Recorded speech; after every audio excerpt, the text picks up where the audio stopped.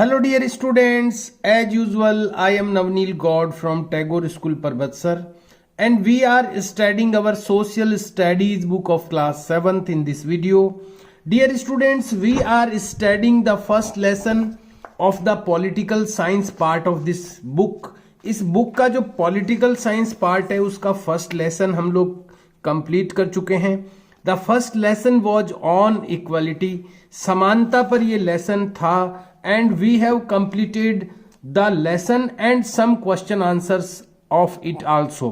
इसके कुछ question answers भी हम कंप्लीट कर चुके हैं. We have completed up to question number E and it's 5 questions of 1-2 line answer type. इस लेसन के जो क्वेश्चंस थे उसमें क्वेश्चन नंबर ई हम लोग कंप्लीट कर चुके हैं और ई के अंदर भी जो 5 क्वेश्चंस थे जो कि 1-2 लाइन के आंसर की टाइप वाले क्वेश्चन थे जिनके आंसर 1 और 2 लाइन में देने थे, वो क्वेश्चन भी हम लोगों ने कंप्लीट कर लिए हैं अपने पिछले वीडियो में. Today we are going to start our next question answers of this lesson. आज हम लोग स्टार्ट करने वाले हैं इस लेसन के आगे के questions which is starting from question number F, जो कि स्टार्ट हो रहे हैं क्वेश्चन नंबर F से. And these questions are big answer type questions. ये जो क्वेश्चंस अब आ रहे हैं वो बिग आंसर के क्वेश्चंस हैं. Answer the following questions in 4 to 5 lines each. Her question का आंसर देना है 4 to 5 लाइन्स प्रत्येक में. It is the 9th video of this lesson. I want to tell you ये 9वां वीडियो है इस लेसन का. Question number 1 is what is the basis, क्या आधार है, क्या बेसिस है of the idea of universal adult franchise.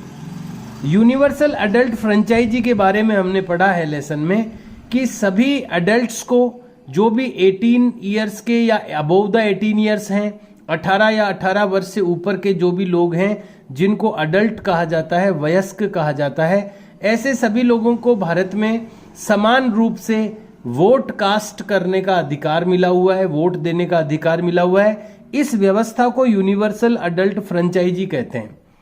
तो इस यूनिवर्सल अडल्ट फ्रेंचाइजी का जो ये आइडिया है, ये जो विचार है, ये जो व्यवस्था है, इसका बेसिस क्या है, इसका आधार क्या है, ये व्यवस्था एक्चुअल में क्यों प्रदान की गई है भारत में. तो ये जो आइडिया है, ये जो व्यवस्था बनी हुई है, इसका बेसिस यहां पर पूछा गया है, इसका आधार पूछा गया है. तो मैं आपको बताने वाला हूं इसका आंसर जो कि हमें मिलेगा इस लेसन के फर्स्ट पेज पर ही, जो कि यहां पर पॉइंट दिया हुआ है equal right to vote, vote देने का समान अधिकार. तो यहां पर आप देखेंगे तो इसमें आपको स्टार्ट करना है यहां से. ये आपको आंसर यहां से स्टार्ट करना है. हमें लिखना है कि इस आइडिया का बेसिस क्या है. The idea of universal adult franchise, ये जो यूनिवर्सल अडल्ट फ्रेंचाइजी का आइडिया है, इज बेस्ड ऑन द, ये बेस्ड है, ये आधारित है on the idea of equality. ये आइडिया, ये इक्वलिटी के आइडिया पर आधारित है, यानी समानता के विचार पर ये जो व्यवस्था है वोट देने की, ये आइडिया ऑफ इक्वलिटी पर बेस्ड है. आइडिया ऑफ इक्वलिटी यानी समानता के विचार पर यह आधारित है.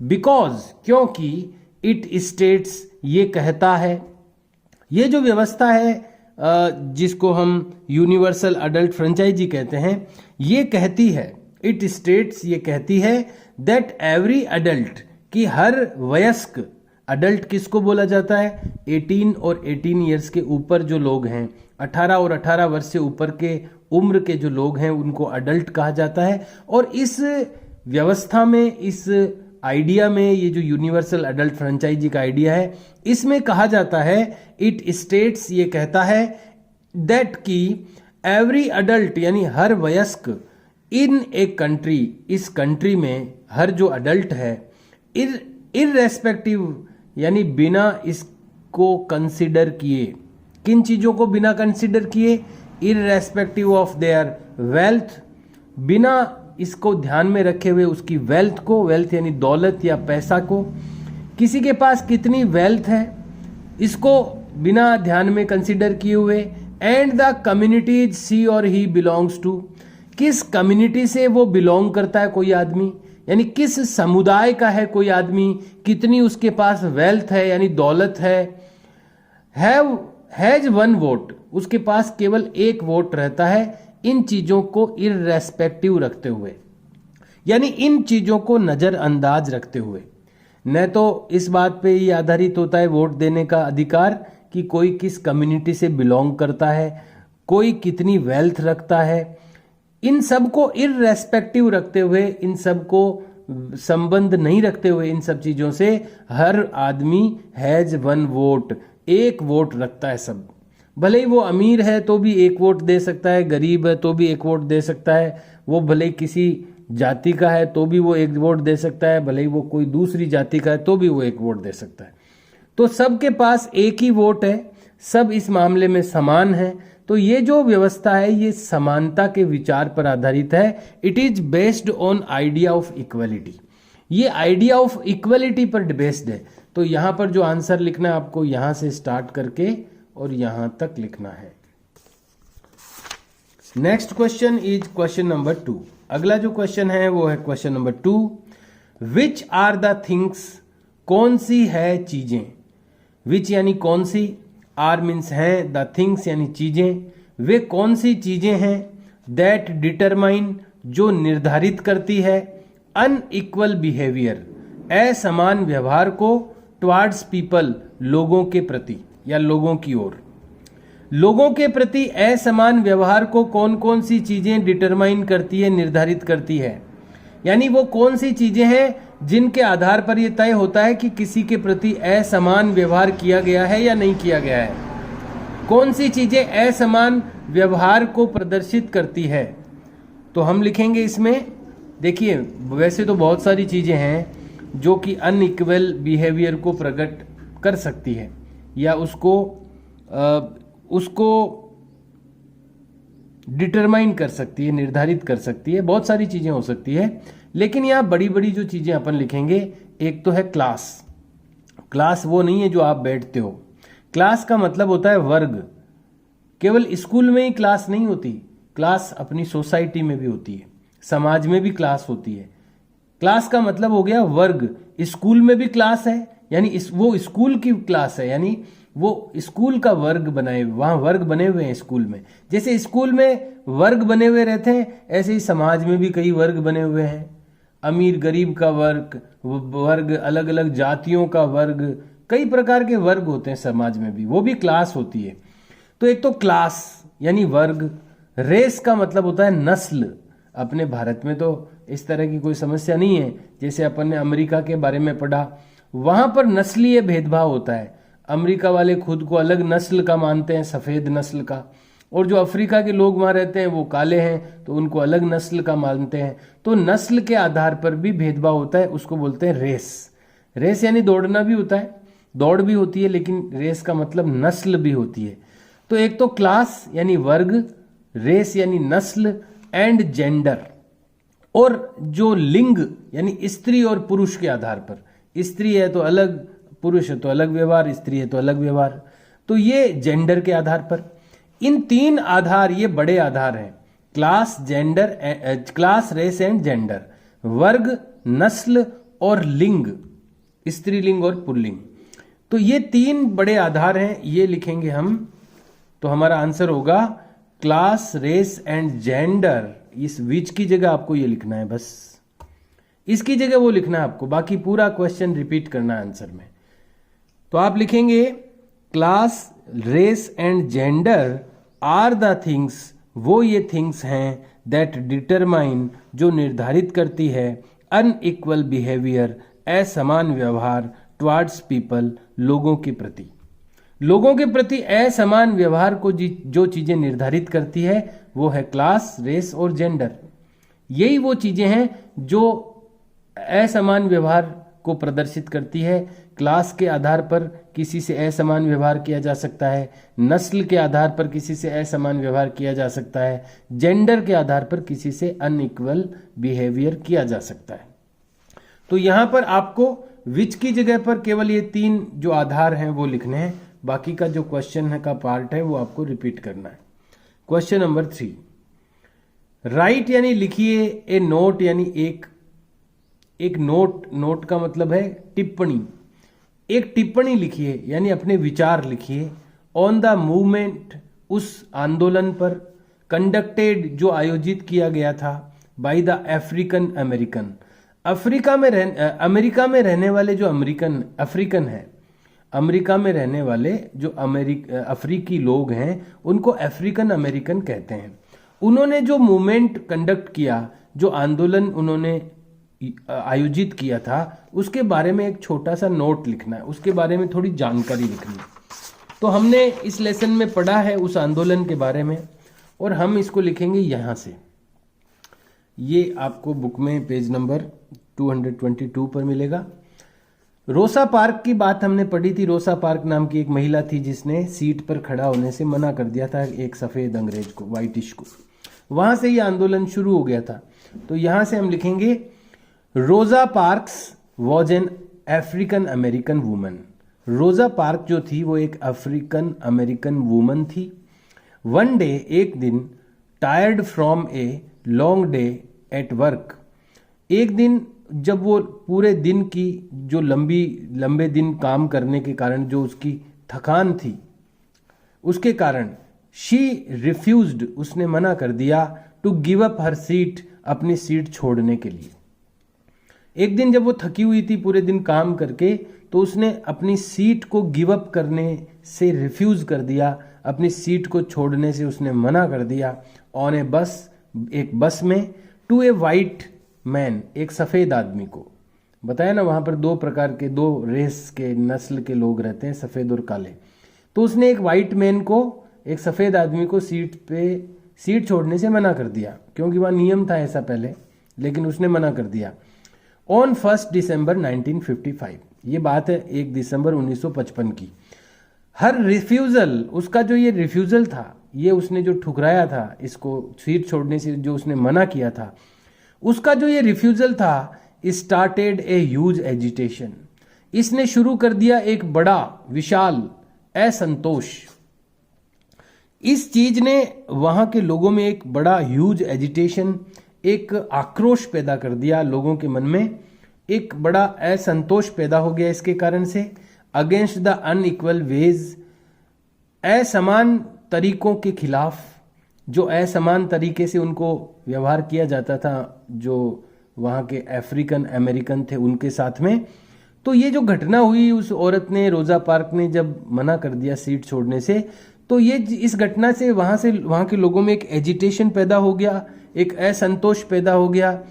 अगेंस्ट द अनइक्वल वेज, ये जो अनइक्वल तरीके हैं, जो असमान तरीके थे, इनके विरुद्ध में। इन विच, जिसमें कि अफ्रीकन अमेरिकन वाज ट्रीटेड, जिसमें कि उन अफ्रीकन अमेरिकन को ट्रीट किया जाता था, जिन असमान तरीकों से उनके साथ व्यवहार किया जाता था।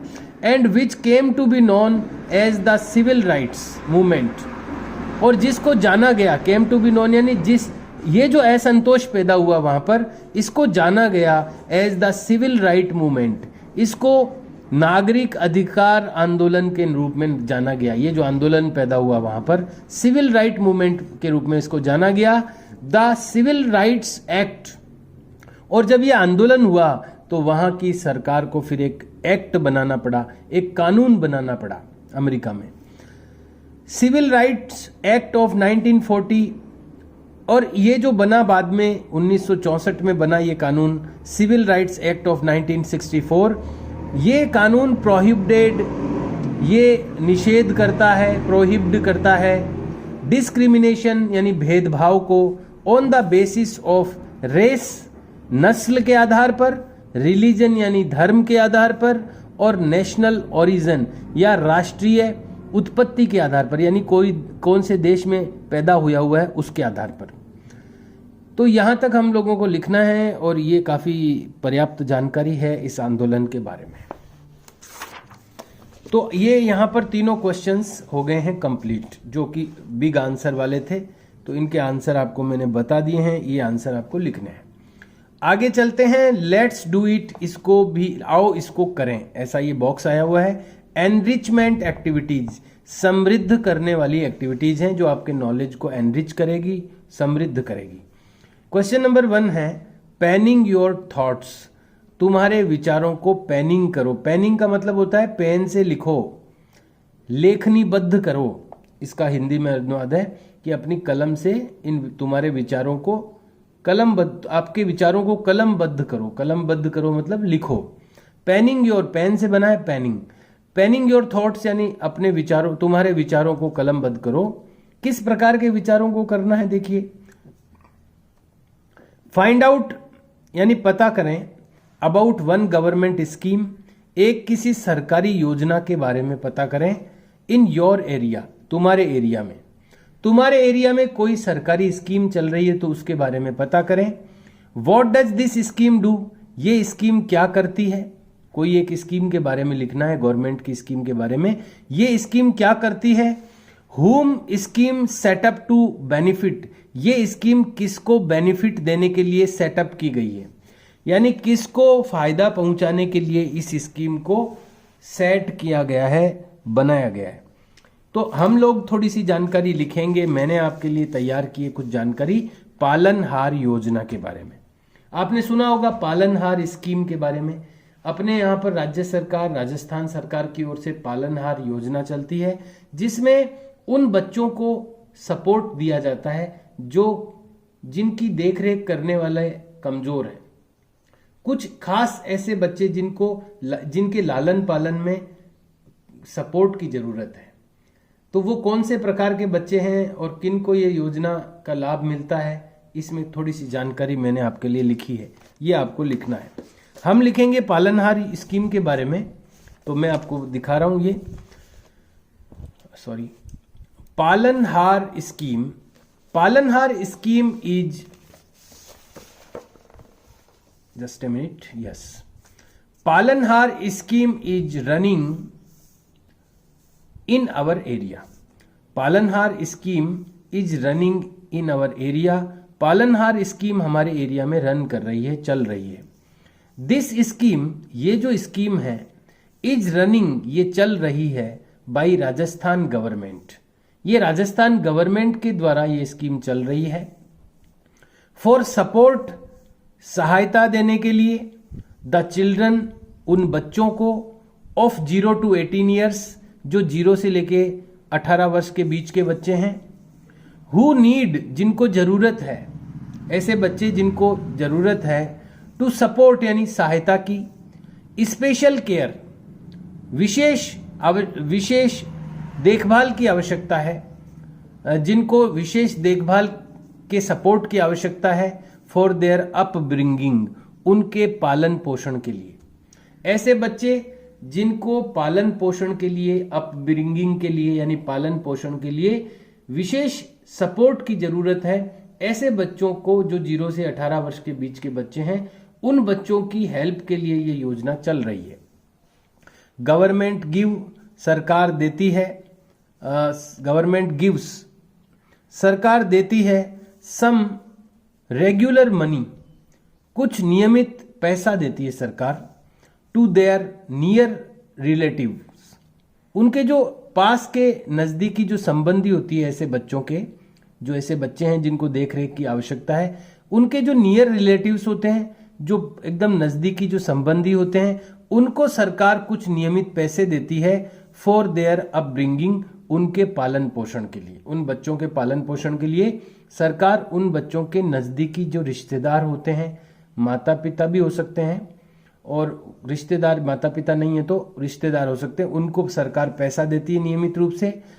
और अब कौन कौन बच्चे आ सकते हैं इस कैटेगरी में? ऑर्फन चाइल्ड चिल्ड्रन यानी अनाथ बच्चे जिनके माता और पिता दोनों नहीं है, वो इसमें आ सकते हैं। विडो मदर चिल्ड्रन, जो कोई, विडो का मतलब होता है विधवा, मान लो किसी औरत का आदमी खत्म हो गया हो तो वो विडो हो गई, विधवा हो गई, उसके कोई बच्चे हैं अगर, तो उसको भी इस योजना में फायदा मिलता है। विडो मदर चिल्ड्रन यानी विधवा महिला के बच्चे। डिसेबल पीपल्स चिल्ड्रन, डिसेबल यानी विकलांग जिसको हम कहते हैं, विकलांग हो कोई व्यक्ति, मम्मी या पापा में से कोई विकलांग हो, उनके जो बच्चे होते हैं उनको ये फायदा मिलता है, एटसेट्रा आदि। ऐसे लोगों को ये फायदा मिलता है। कैन टेक, वो ले सकते हैं। बेनिफिट्स यानी फायदे या फायदा, फ्रॉम दिस स्कीम, इस स्कीम से। तो ये आपको ये जो अपने आसपास चल रही स्कीम के बारे में जो लिखना था, इस तरह से आप इसको लिख सकते हैं। हमने पालनहार योजना के बारे में लिखा है, और पालनहार योजना किन के लिए है, क्या होता है, ये सारी चीजें हमने लिखी है। तो ये क्वेश्चन जो था, फर्स्ट क्वेश्चन, ये आपको पहले नोट डाउन करना है और उसके बाद में आपको ये आंसर लिखना है। तो आज का अपना टाइम हो गया है कंप्लीट। तो हमने आज किए हैं 4 क्वेश्चंस। आपको भी ये 4 क्वेश्चंस अपनी नोटबुक में करने हैं। क्वेश्चन नंबर एफ के जो 3 क्वेश्चंस हैं 1 2 3, ये आपको करने हैं। उसके बाद let's do it enrichment activity, इसके अकॉर्डिंग जो फर्स्ट क्वेश्चन है वो नोट डाउन करके जो मैंने अभी आपको आंसर बताया है वो आपको करना है। आगे अभी कुछ क्वेश्चंस और हैं, हालांकि ये तो आगे कुछ एक्टिविटीज हैं, लेकिन कुछ क्वेश्चंस अपने एनसीईआरटी कॉलम कॉर्नर के कुछ क्वेश्चंस हैं जो कि हम अगले वीडियो में करेंगे, और उसके साथ ही ये अपना लेसन हो जाएगा complete. Okay dear students, do your work in a good handwriting always and try to learn them. See you and bye.